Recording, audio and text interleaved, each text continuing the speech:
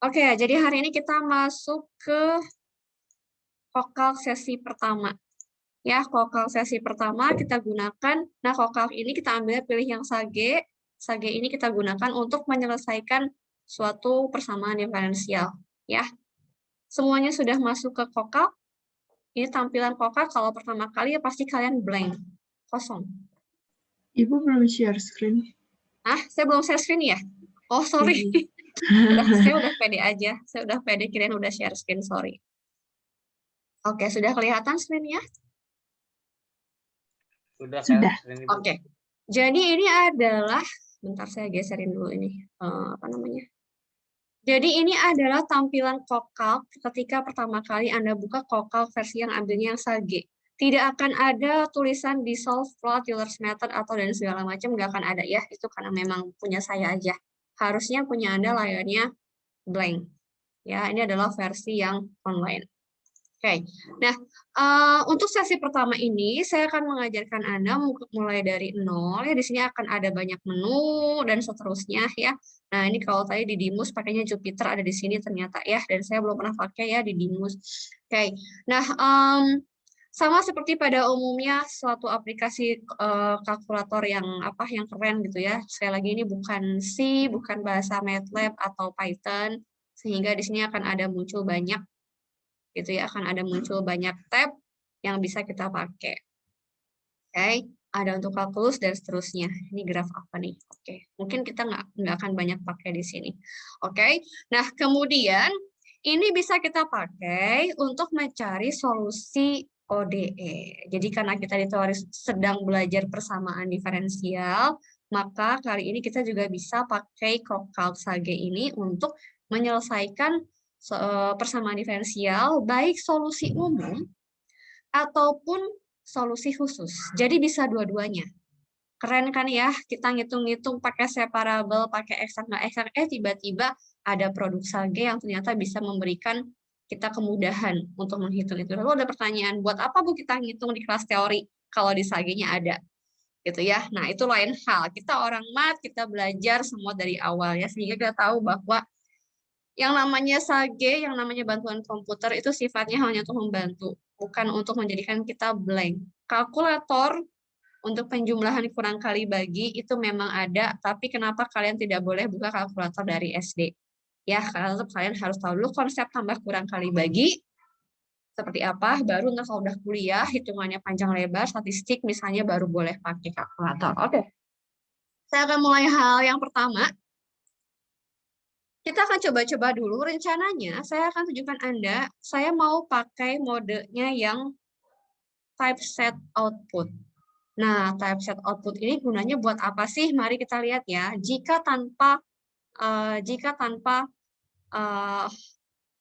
Atau nanti aja deh, kita ngelihat ya typeset outputnya seperti apa hasilnya. Nah, typeset output itu memungkinkan kita supaya keluaran atau output dari yang kita inputkan itu hasilnya bagus, dalam bentuk yang sudah bagus. Misalnya, kalau dalam bahasa pemrograman, kalau X pangkat 2 itu nulisnya misalnya X pangkat 2. Gitu ya. Nah, kalau saya punya X pangkat 2 seperti itu, nanti dia kalau nggak pakai typeset mode true ini, dia munculnya akan berantakan seperti bahasa pemrograman. Ya, sehingga kadang kita harus menerjemahkan kembali, aduh pusing nih. Ya, pusing gitu, jadinya maunya kayak gimana gitu ya. Nah, coba ini kalau kita run. Dan ini ya, kalau selama kita merun, kalau ada hijau-hijau begini lagi mikir. Nah, ini kan hasilnya masih bagus nih ya. Pakai typeset mode true, X pangkat 2 ini akan menjadi X kuadrat. Tapi seandainya nggak pakai, saya nggak tahu kalau untuk pangkat apakah dia akan menjadi bagus atau enggak, tapi kalau untuk pecahan dan seterusnya itu kerasa ya. Kerasa antara pakai typeset sama enggak. Coba kita lihat. Oke, yang ini sama. Coba kita bikin per ya. X kuadrat per 3. Kita run. Oh, ini masih bagus juga. Oh, dulu kayaknya nggak bagus. Erwin masih ingat nggak kalau nggak pakai typeset dulu kayaknya sempat jelek ya? Wah, saya nggak merhatiin, Bu, dulu. Gimana nih Erwin? Oke, nanti aja ya kita lihat ya. Tapi untuk sementara saya akan pakai typeset dulu untuk menjamin bahwa nanti outputannya bagus supaya kita nggak banyak mikir. Ya, jadi saya pakai typeset mode true. Oke. Selanjutnya, saya akan mulai menjelaskan bagaimana cara kita untuk menyelesaikan suatu persamaan diferensial pakai ODE. Pertama kali, saya akan tunjukkan pada Anda sintaks yang dipakai untuk memanggil library menyelesaikan ODE adalah dissolve. D-E-S-O-L-V-E saja, tanpa pakai tanda tanya. Tapi saya tidak pernah ingat bahwa apa yang perlu saya inputkan ke dalam dissolve ini. Ya, saya hanya tahu kata kuncinya adalah dissolve. Maka yang kita lakukan adalah kita memanggil help-nya. Dan cara memanggil help-nya adalah, ini kalau pagar, berarti komen. Rata-rata sama ya, kalau misalnya di bahasa pemrograman, pagar itu komen ya. Ini saya hapus, dissolve, tanda tanya. Boleh Anda coba juga, dissolve, tanda tanya, lalu run. Silakan di running, maka akan muncul banyak seperti ini. Ada yang udah nyoba, muncul banyak enggak? Ada yang sudah muncul? Muncul ya? Masalah cepat atau lambatnya tergantung dari internet. Oke? Saya akan lanjut sambil nunggu Anda muncul banyak ya? Betul? Iya, Bu, muncul banyak. Oke, betul emang muncul banyak ya. Tenang. Nah, saya tidak mau Anda menghafalkan inputan dissolve itu apa. Capek otak kita disuruh menghafal banyak. Ya, Anda cukup tahu kata kuncinya adalah dissolve tanda tanya. Kalaupun misalnya ujian, seandainya ini kuliah offline, waktu kuliah offline pun sebetulnya ketika ujian, itu saya kasih tahu hint-nya. Hint-nya silahkan untuk soal pertama misalnya, silahkan ketikkan dissolve tanda tanya. Jadi ujiannya lebih ke bagaimana cara Anda membaca help hint yang saya kasih. Jadi ini sebetulnya tidak perlu dihafalkan, karena saya akan kasih dissolve tanda tanya. Yang masalahnya adalah Anda bisa baca enggak help-nya. Dari sekian banyak ini bisa baca semua enggak. Nah, enggak perlu dibaca semua. Mari kita lihat satu-satu. Sintaksnya atau signaturnya adalah dissolve dalam kurung buka, kurung tutup. Ya, ini yang perlu kita inputkan. Semua ini, DE, diva, dan seterusnya. Tapi kita harus tahu dulu nih, bahwa ternyata nggak harus semuanya diinputkan. Di bawah ada example, tapi perlahan ya, satu persatu saya jelaskan. Nah, ini nggak perlu semuanya kita inputkan. Ada yang misalnya cukup 2 pertama atau 3 pertama. Mari kita lihat ya. Cara bacanya adalah, ini inputannya, lalu kita di sini ada DE. Kita cari nih, cari tahu inputan. Ada inputan DE. DE itu apa sih? Gitu. Ya, oh, DE itu ternyata ekspresi dari ODE-nya, yaitu si ODE yang mau kita cari solusinya, itu diekspresikan atau dituliskan. Formula ODE-nya itu apa? Kayak misalnya saya kasih DY per DX sama dengan X per Y. Nah, itu yang nanti mau kita tuliskan. Gimana, Bu, cara menuliskan DY per DX dan seterusnya? Nanti. Ya, sabar. Selanjutnya, kalau sudah menuliskan ekspresi ODE-nya, koma ada di var. Ada di var di sini. Di var adalah dependent variable. Selanjutnya akan kita sebut sebagai Y. Ya, jadi di var ini sebetulnya, kalau dari DE, kita akan punya DY, DX, ada X, ada Y misalnya ya, kalau pakainya XY. Kalau pakainya FG, ya terserah Anda mau pakai namanya apa aja. Ya, kalau di sini, dia menyebutnya Y ya, karena memang example dia semua pakainya X dan Y. Ya, nah yang dimaksud di var di sini adalah fungsinya yang mana yang mau Anda jadikan fungsi. Kan kalau misalnya suatu bahasa pemrograman dia harus tahu kalau saya punya persamaan ada X ada Y, siapa yang fungsi, siapa yang variabel. Gitu ya. Kenapa dibilang dependent variable? Karena si Y ini bergantung pada X. Jadi X adalah yang independent variable, sedangkan Y adalah dependent variable. Dependent variable itu adalah si fungsinya. Ya, jadi kita perlu, karena kalau nggak kasih ini dia akan bingung, dia mau nge-solve terhadap apa, gitu ya, akan beda nge-solve terhadap X dan nge-solve terhadap Y. Jadi kita mau bentuknya adalah Y. Kemudian ini ICS, lihat bahwa ternyata kalau ini wajib ada. Dari mana saya tahu bahwa ini wajib dituliskan di dalam inputan dissolve? Karena tidak ada kata-kata optional. Jika ada kata-kata optional, ini IVAR, show method, contrib, ODE, algorithm, dan seterusnya, itu berarti optional, nggak perlu dituliskan. Apalagi yang terakhir, algoritmanya. Aduh, saya nggak mau dipusingkan dengan algoritmnya. Toh saya hanya memanggil adalah library yang ada di Sage. Ini bukan pelajaran metode numerik pakai Python. Ya, kalau Python Anda diajarkan membuat algoritma. Jadi misinya berbeda. Visi dan misi dari mata kuliahnya berbeda. Sama di kampus lain pun kalau kita lagi belajar ODE, biasanya kita pakai ODE-nya itu memang yang langsung pakai library.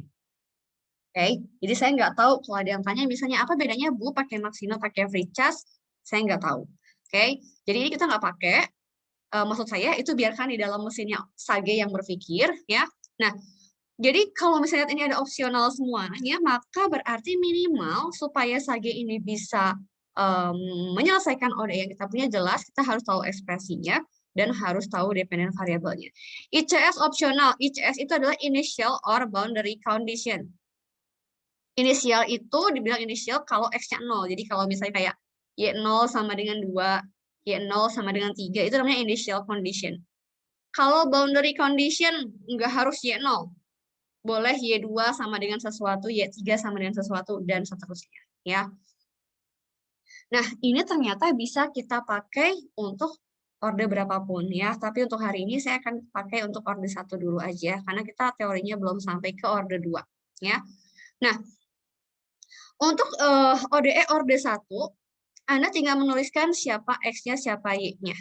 Ya, bagaimana cara menuliskan lebih detailnya seperti apa?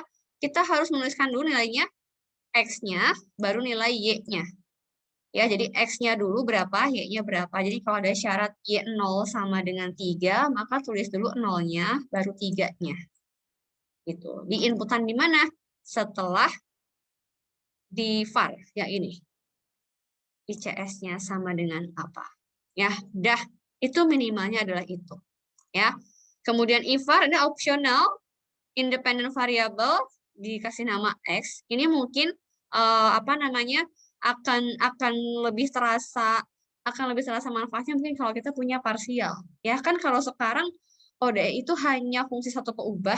Jadi udah jelas kalau kita mendefinisikan bahwa divar-nya adalah Y, pasti sisanya si X itu adalah pasti ya IVAR-nya gitu ya. Jadi IVAR ini nggak penting, nggak perlu juga.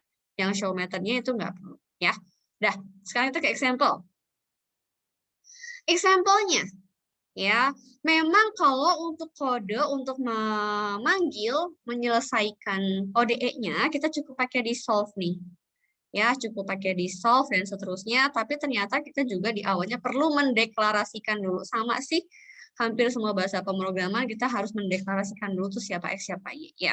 Nah, kalau di sini saya bikin X-nya adalah sebagai variabel, Y-nya adalah sebagai function, kemudian diminta untuk menyelesaikan. Nah, ini kita terjemahkan ya satu-satu. Gini. Kalau saya punya div Y, X yang ini, div Y, X, ya, di sini saya sudah sudah mendeklarasikan X-nya variabel, kemudian Y-nya juga function, kemudian disuruh menyelesaikan div Y, X. Itu berarti adalah Y aksen. Y aksen plus Y sama dengan 1. Ada yang aneh enggak? Kalau kita punya ODE, harusnya ada sama dengan. Kan saya nanya, apa itu ODE? Ordinary Differential Equation. Ada equation. Ini sama dengannya di mana? Oh, nggak ada. Nah, jangan lupa teman-teman.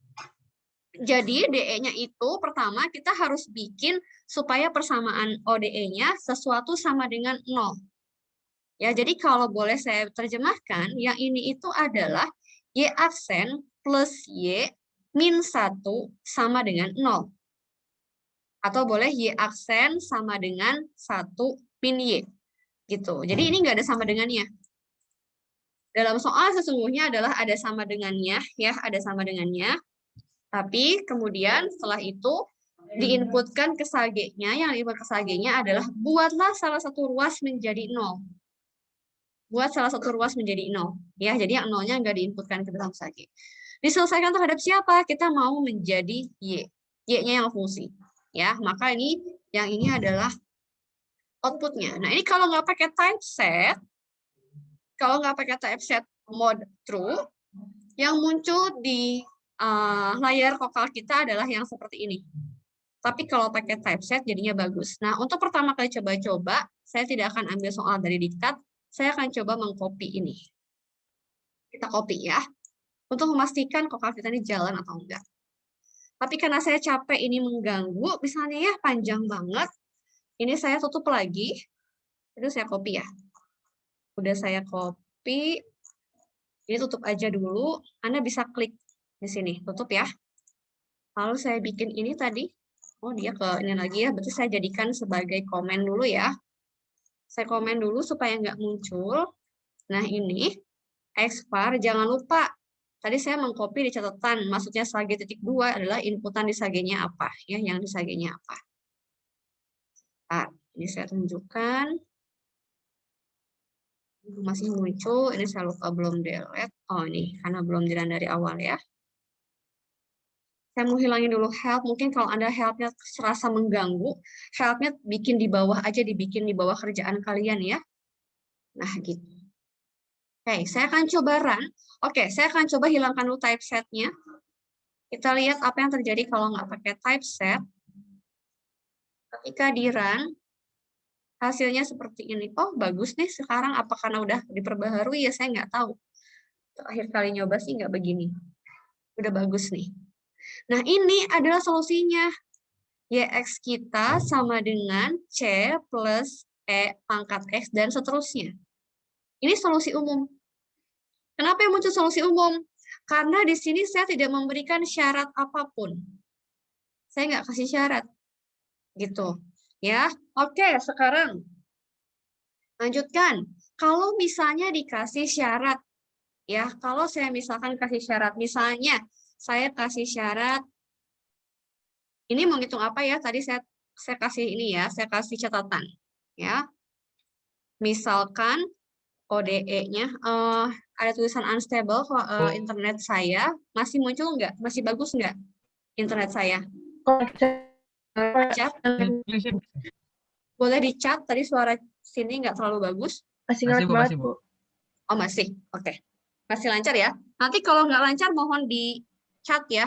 Kalau saya nggak dengar, mohon di chat. Oke. Misalkan ODE-nya ini adalah yang mau kita selesaikan. Di sini adalah Y aksen. Y aksen tambah Y min 1 sama dengan 0. Ini ya, Y aksen plus Y min 1 sama dengan 0. Ini kalau tidak pakai syarat. Misalkan saya tambahkan syarat. Saya kasih Y0 sama dengan 2. Nah, ketika saya kasih syarat Y0 sama dengan 2, maka seharusnya C ini berubah. Ya, kalau di teori kita bikin ya 0,2. Mari kita run. ICS ya, pakai ICS tadi saya lupa. 0,2. Nggak pakai ICS ya? Ntar saya lupa. Nanti kalau saya lupa, saya bukakan lagi help-nya. Nah, ini dia muncul. Iya, saya lupa. Tadi menunjukkan ICS-nya itu harus pakai kurung siku, lalu nilai X-nya, lalu nilai Y-nya. Jangan kebalik. Ya, ya kalau kebalik sebetulnya sama-sama aja akan muncul hasilnya. Cuman maksudnya berarti ini berbeda dengan yang saya kasih di syaratnya. Itu ya akan berbeda. Kalau saya punya syaratnya Y0 sama dengan 2, maka inputannya harus X-nya dulu. X-nya 0, Y-nya adalah 2. Sehingga muncul, sorry. Jadi ke bawah ya. Nah, itu. Sampai sini apakah ada yang mau tanyakan dulu?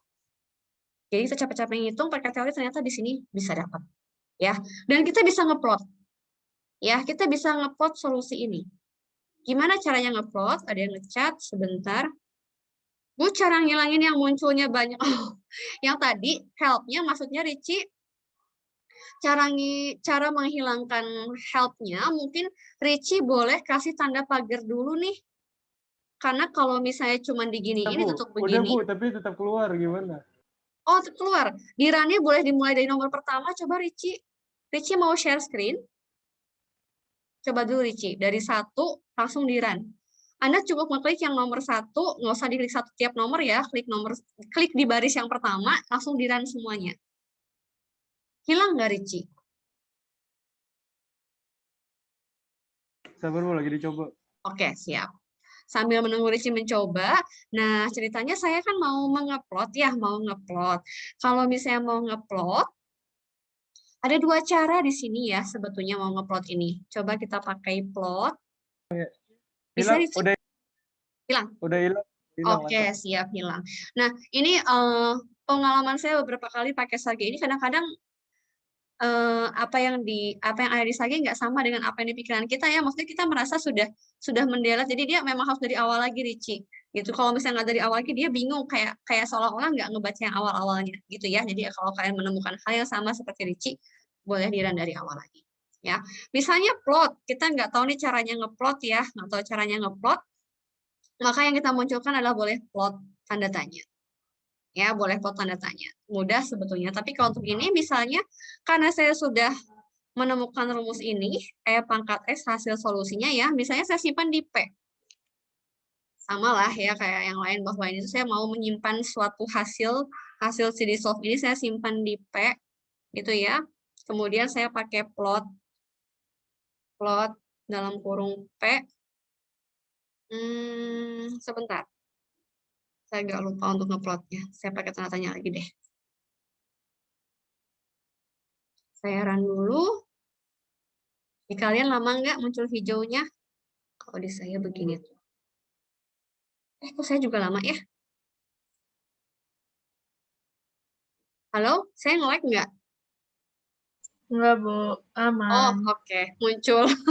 Oke, Aman dan jadi bersejahtera, Bu. ya, sip. Jadi ngeplot itu tinggal inputkan rumusnya. Mana nih? Nah, tinggal inputkan rumusnya ya, tapi ini kepanjangan, saya akan coba langsung aja deh. Ini saya akan coba langsung. Kalau lupa ingat juga, udah lama nggak pakai ini ya. Oke, ini P-nya, kemudian saya bikin plot. Dari sini coba ya, mana plot, function. Kayak begini. Nah, untuk sementara saya akan tunjukkan Anda pakai rumus ini dulu ya, tapi nanti saya akan inputkan daripada kalian nunggu saya lama. EXP boleh, pangkat juga boleh, EXPX plus 1, EXPX plus 1, ini tutup kurung buka, kalau ada yang mau share, ngambil boleh ya, dikali dengan eksponen dari min X.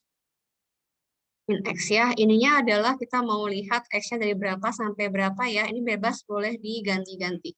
Yang P di atas belum kepake ya, yang P di atas belum kepake. Kita akan coba run dari awal.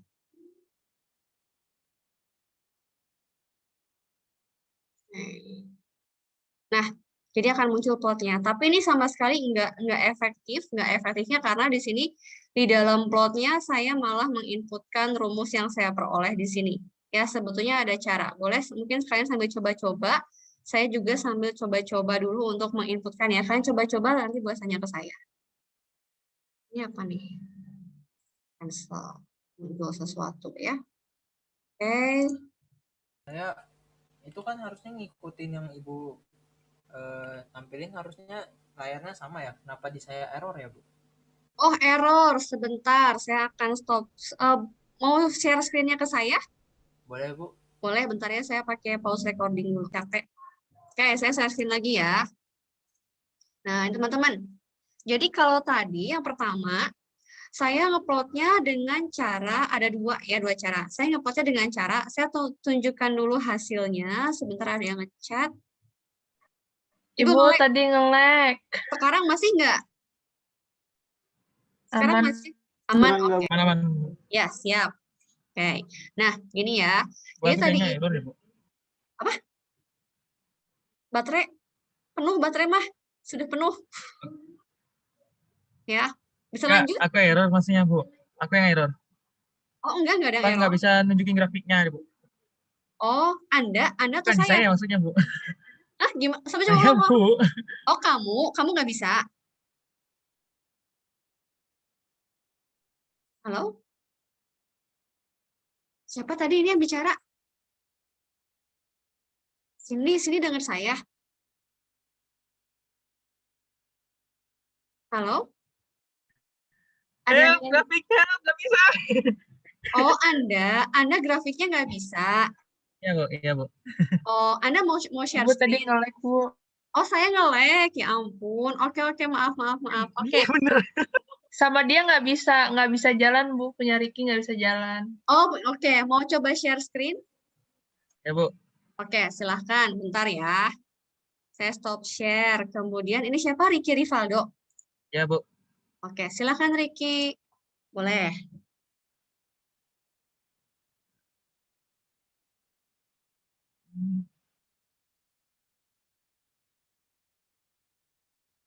Sebentar.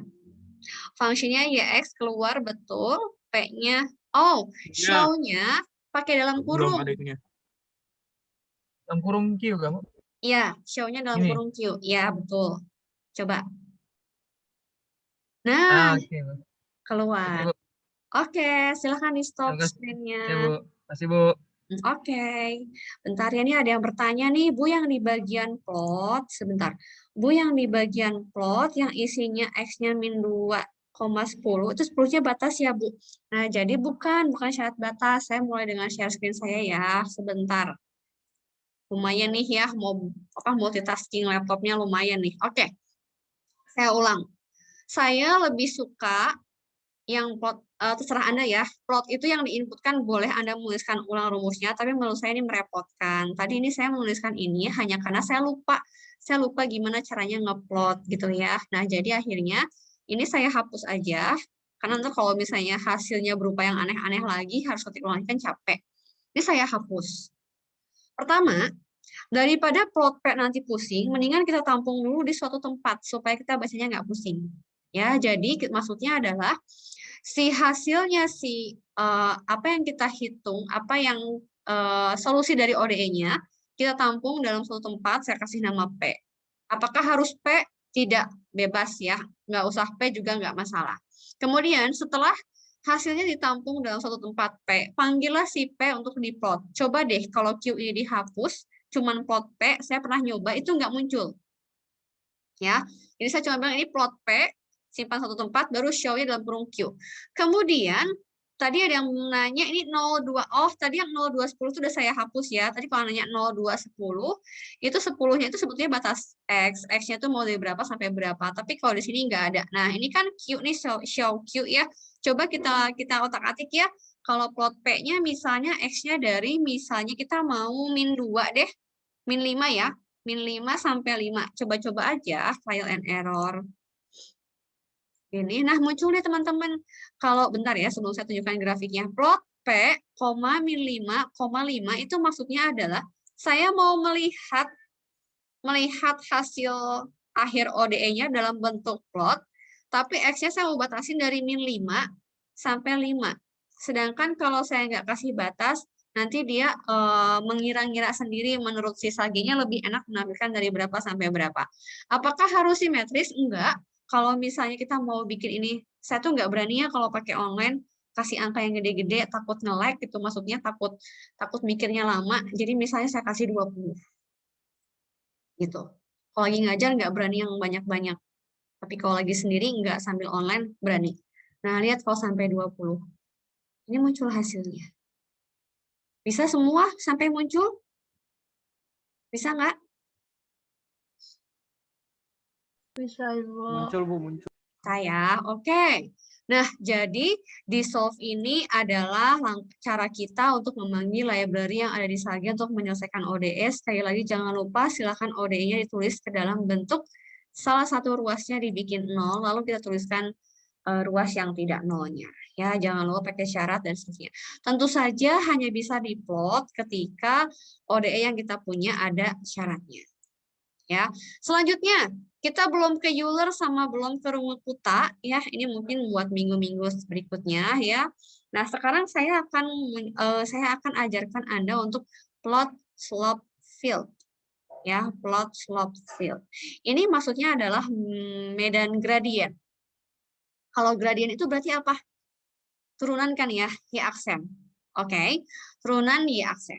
Nah, plot slope field ini maksudnya adalah dia mau menunjukkan medan gradien dari ODE yang kita punya. Kalau ODE yang kita punya ini saya gedein aja ya. Nah, ini kayaknya lebih enak.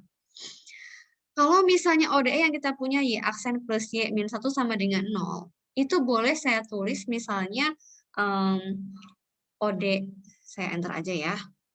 Ini misalnya ODE dapat dituliskan dalam bentuk Y aksen, ini sering kita ketemu yang begini ya, Y aksen sama dengan 1 min Y. Ini maksudnya adalah, namanya slope. Slope itu kemiringan atau gradien. Gradien itu ditunjukkan oleh Y aksen. Y aksennya adalah 1 min Y. Maksudnya adalah dia mau menggambarkan medan gradien. Medan itu berarti adalah saya punya sumbu X, sumbu Y gitu ya. Kemudian di setiap titik bidang XY itu dicari Y aksennya berapa. Kalau Y aksennya 1 berarti vektornya adalah lurus membentuk 45 derajat gitu ya. Kalau Y aksennya misalnya dapatnya 2, oh Y aksen itu kan sama dengan delta Y dibagi delta X, kalau 2 berarti delta Y-nya berarti delta Y-nya 2, X-nya 1, kemiringannya seperti apa? Oh, makin ke atas dan seterusnya. Mari kita lihat ilustrasinya ya. Ini saya buka, bentar saya lagi mikir, enaknya buka di mana? Mungkin buka di bawah ya, supaya tidak mengganggu yang atas ini. Jadi ini saya copy, karena biasanya munculnya banyak. Yang plot, slope, field. Hati-hati nulisnya plot, underscore slope, underscore field. Boleh di run, maka akan muncul seperti ini. Saya biasanya, ini kan ada 1 di sini ya, saya kecilin dulu. Ini kan ada 1 di sini. Kalau ini 13, tiba-tiba ini jadi 1, biasanya dia menganggap sebagai sesuatu yang baru. Dia nggak akan ngambil dari atas. Gitu ya. Jadi kalau ketika meran yang atas, belum tentu kebaca lagi ketika meran yang bawah. Gitu ya. Kalau itu Anda nggak mau, Anda tinggal delete aja. Nanti juga jadi akan nyambung nomornya. Ini kalau saya delete, nyambung nomornya ke 15 ya. Sebentar, ada yang nanya. Oh, enggak ada. Oke, plot slope field. Itu adalah F, X range, Y range. X range ini adalah Anda mau melihat medan gradiennya dalam batas X-nya berapa, Y-nya berapa. Karena kalau medan gradien kan pasti dalam bentuk XY, ya, dalam bidang XY. Anda mau melihat X-nya dari berapa sampai berapa, Y-nya berapa sampai berapa. Ya. Nah, kemudian, oh sudah langsung contoh ternyata ya. Sudah masuk ke contoh. Nah, ini biasanya kalau untuk bikin plot slope field, ini F-nya ini kita bikin adalah Y aksen. Jadi kalau tadi contoh soal saya, Y aksennya adalah 1 min Y, berarti F-nya adalah 1 min Y. Ya, jadi F yang di sini itu adalah 1 min Y. Ya, kemudian X range-nya mau dari berapa sampai berapa, itu cara menulisnya kita bisa melihat di sini ada 2 ya, kita mendefinisikan X-nya dan Y-nya harus sebagai variabel yang baru. Jadi kalau tadi di ODE yang pertama, X-nya dianggap variabel, Y-nya dianggap sebagai function. Sedangkan kalau kita mau menggambarkan medan gradien, itu dua-duanya X sama Y-nya dianggap sebagai suatu konstanta. Karena kita mau lihat kemiringannya di setiap titik. Gitu ya. Nah, jadi ini dianggap sebagai variabel, jadi kita perlu mendefinisikan kembali. Ya. Nah, X var-nya itu dia X-nya itu mau dari berapa sampai berapa dilihatnya. Ya, kemudian Y-nya mau dilihat dari berapa sampai berapa. Oke, saya akan mencoba untuk membuat plot slope field dari contoh yang ODE yang ini. Ya, gitu. Oke, saya akan mulai. Jadi, udah ketemu plot slope field-nya, tanda tanya-nya udah muncul belum? Ini saya akan hapus. Oke, ini saya akan hapus. Ingat nggak ya? Nanti deh dihapusnya. Ya, setelah saya nulis sintaks yang baru. Oke, pertama, saya bikin baru ya. Jadi X-nya sama Y-nya harus dibikin variabel. Ini kalau ini, dia langsung X, Y variabel XY. Atau Anda boleh bikin kayak gini. X variabel X tambahkan Y variabel Y juga boleh. Tapi anggap nomornya berbeda dengan yang atas. Ya, karena kalau di sini Y-nya function. Kalau di bawah nanti Y-nya sebagai variabel. Jadi biarkan menjadi nomor 1 yang baru. X sama dengan var dalam kurung X. X. Kalau mau sekaligus dua-duanya, boleh tulis X, Y tadi ya bisanya. Mana? Ya, X, Y ya. X, Y, var XY. Kemudian saya bikin plot slope field. Plot slope field. Kalau nggak mau salah nulis, mendingan copy dari help-nya. Ya, plot slope field. Dari siapa? Tadi saya punya Y aksen adalah 1 min Y. Jadi kita punya ini adalah 1 min Y. 1 min Y. Ya, kemudian tadi cara menuliskannya ini ya. Ini saya copy dulu dari help. Variabel saya pakainya X. Misalnya, Anda mau melihatnya dari min 5 sampai ke 5. Kemudian ini Y-nya juga sama. Boleh beda nggak sih, Bu? Oh, silahkan, bebas-bebas aja. Ya, min 5 sampai ke 5 juga. Ya, mari kita run. Apa yang terjadi? Salah, sebentar. Nilai 2.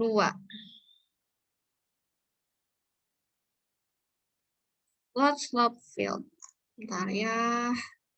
Plot slope field. Plot slope field. Kurang komanya deh kayaknya, Bu. Mana? Coba komanya mana? Di Y. Oh, ini. Terima kasih sekali sudah bantu. Oke, mari kita run. Masih error loh. Bentar ya. Sebentar. Nah, tadi saya kurang ya, jadi min 5 sampai 5. Nah, ini nunjukin apa sih? Ini saya mau jelasin satu-satu ya. Misalnya, titik 0,0 di sini. Di sini ya, titik yang tengah-tengah ini. Y aksennya 1 min Y. Berarti Y aksennya di titik 0,0 berapa? 1 min Y. Y-nya 0. 1 min 0 berapa? 1. Gimana vektor 1 itu? Kalau Y aksen sama dengan 1 itu kan berarti DY per DX kan ya, delta Y per delta X. Tangan kan, Y aksen itu sama dengan tangan alfa. Berapa alfanya? Tangan alfa yang hasilnya 1. Tangan berapa? 45. 5. Tangan 45 derajat. Jadi kalau saya gambarkan, Y aksen sama dengan tangan alfa. Sedangkan Y aksennya adalah tadi kita punya 1 min Y. Jadi ketika di saat X-nya 0, Y-nya 0, kebetulan di sini rumusnya memang tidak ada X-nya ya. Jadi apapun X-nya, Y-nya adalah 0. Y-nya adalah 0. 1 min 0 adalah 1. Tangan berapa yang hasilnya 1 adalah 45 derajat. Jadi bikinlah garis yang sudutnya 45 derajat. Jadi kalau seandainya di 0 ini ada, ini dia bikin garis sama kayak garis kecil-kecil, tapi kemiringannya 45 derajat. Contoh lagi misalnya di mana ya? Ini pasnya nggak pas di tempat yang titik yang kita, ini di antara 0 sampai sekian sih ya gitu. Coba Bu, saya Bu. ya. Maaf, Bu. Oh, udah nggak jadi, tadi minta geser dikit, saya ke toilet. Oh, oke. Ini saya coba ya, saya bikin coba diperkecil supaya saya bisa lihat yang di 0. Saya pakai 1 misalnya. 1 gitu ya. Semoga aja bisa. Kita main-main aja. Run. Enggak juga ya. Sama aja. Dia tidak pas karena dia ngambilnya adalah dia merepresentasikannya tuh di antara grid-nya dia. Ya, tapi intinya adalah seperti itu. Makin ke tengah dia makin 45. Kenapa ini? Coba ada yang tahu nggak ini lurus horizontal? Ini di titik Y sama dengan 1 ya. Saya lagi bikin ini kebalik apa enggak ya? X sama Y-nya harusnya enggak sih. Coba saya mau ngecek ya, saya bedain X sama Y. Saya mau memastikan apa yang di sagi muncul tuh enggak terbalik gitu loh. Saya run. Oh benar, ya benar. Ada yang tahu nggak ini kenapa di sini hampir lurus nih? Ini berapa nilai Y-nya? Nilai Y-nya adalah 1. Jadi kalau 1 min 1 adalah 0. Tangan berapa yang 0? Tangan berapa yang 0? 0. Tangan 0. Makanya garisnya horizontal tepat 0. Tepat kayak pulpen ini. Dia 0 derajat. Kan 0 derajat itu dihitungnya dari sumbu X. 0 derajat. Makanya dia di sepanjang Y sama dengan 1 dia lurus terus. Gitu. Ini aplikasinya banyak. Misalnya mau lihat arah angin. Arah anginnya dilihat hanya sebagai 2 dimensi X-Y. Jadi Anda berada di atas angin. Atau paling mudah misalnya medan magnet. Medan magnet dalam suatu lempengan besi. Kan kalian pernah nggak sih di SMA atau di buku SMA lah paling enggak? Ya fisika ada Bu yang kayak gini-gini. Nah, iya di fisika, garis-garis Tapi begini. X X sama itu Bu, bulat yang masuk sama keluar bidang. Iya, nggak apa-apa. Bentuknya bisa macam-macam serbuknya, ya kan? Nah, itu tuh sebetulnya adalah medan gradien. Medan gradien. Jadi semua gradien itu digambarkan untuk setiap titik. Jadi di setiap titik X dia digambarin. Ada yang belum muncul? Ada yang belum muncul gambarnya? Bisa semuanya? Bisa? Oke. Untuk latihannya, dicoba nih bikin plotnya, bikin plot slope field-nya untuk, nih, ini adalah diktat yang sudah saya share ke Anda di materi separable method. Jadi kalian harusnya bisa download di Binus Maya ya. Saya share-nya nggak ke share material ya, di forum aja supaya kalian aware ada forum yang masuk gitu ya. Nah, coba deh kalian bikin misalnya untuk ini. Y aksen sama dengan 3X kuadrat. Hati-hati dalam menuliskan. Boleh difoto dulu mungkin, karena saya mau kembali ke vokal. Boleh difoto Sebentar, dulu Bu. ini. Nanti bandingkan hasilnya sama nggak sih kayak begini gitu ya.